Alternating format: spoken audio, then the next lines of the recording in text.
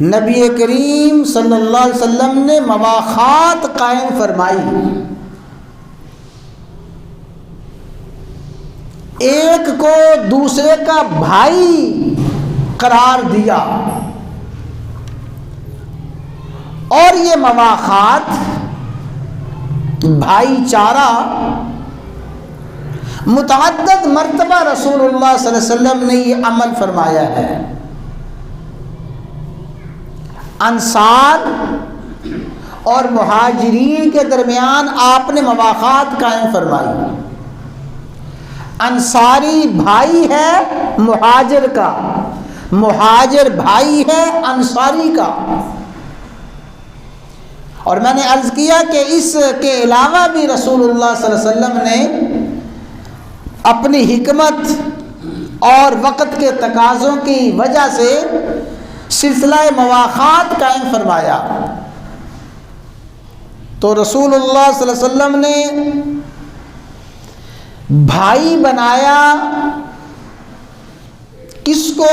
جو میں نے حدیث عرض کر رہا ہوں، آپ نے بھائی بنایا سلمان فارسی رضی اللہ تعالی عنہ کو حضرت ابو الدرداء رضی اللہ تعالی عنہ کا۔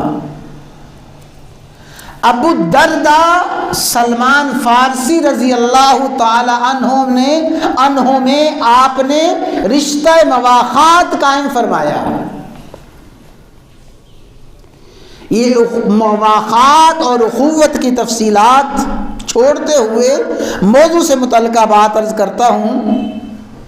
ابو الدرداء بھائی بن گئے حضرت سلمان فارسی کے۔ سلمان فارسی رضی اللہ تعالیٰ عنہ یہ مہاجرین میں سے تھے، اور حضرت ابو الدرداء رضی اللہ تعالیٰ عنہ انصار میں سے تھے۔ اس موقع پہ تو آپ نے بھائی بنایا سلمان فارسی کو حضرت ابو الدرداء کا۔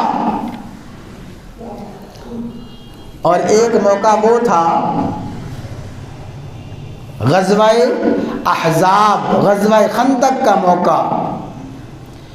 اس موقع پہ جب انصار نے کہا کہ سلمان فارسی تو ہم میں سے ہے، اس لیے کہ یہ مکہ سے ہجرت کر کے نہیں آئے تھے، یہ تو ملک شام سے، عراق سے، کئی ملکوں سے گھومتے پھرتے پھراتے مدینہ میں آئے تھے، تو انصار کہنے لگے کہ سلمان فارسی مکہ سے نہیں آئے، یہ تو انصار میں سے ہیں۔ اور مہاجرین نے کہا نہیں، سلمان فارسی ہم میں سے ہیں۔ انصار نے کہا سلمان انصاری ہیں، مہاجرین نے کہا سلمان مہاجر ہیں۔ اس موقع پہ رحمت للعالمین شفیع المذنبین سیدنا و مولانا محمد الرسول اللہ صلی اللہ علیہ وسلم نے سلمان فارسی کو وہ اعزاز بخشا، فرمایا سلمان منا اہل البیت، سلمان نہ مہاجرین میں سے ہے، سلمان نہ انصار میں سے ہے، سلمان تو ہمارے خاندان میں سے ہے، سلمان فارسی ہمارے اہل بیت میں سے ہیں۔ تو اس موقع پہ آپ نے حضرت ابو الدرداء اور سلمان فارسی میں رشتہ مواخات قائم فرمایا۔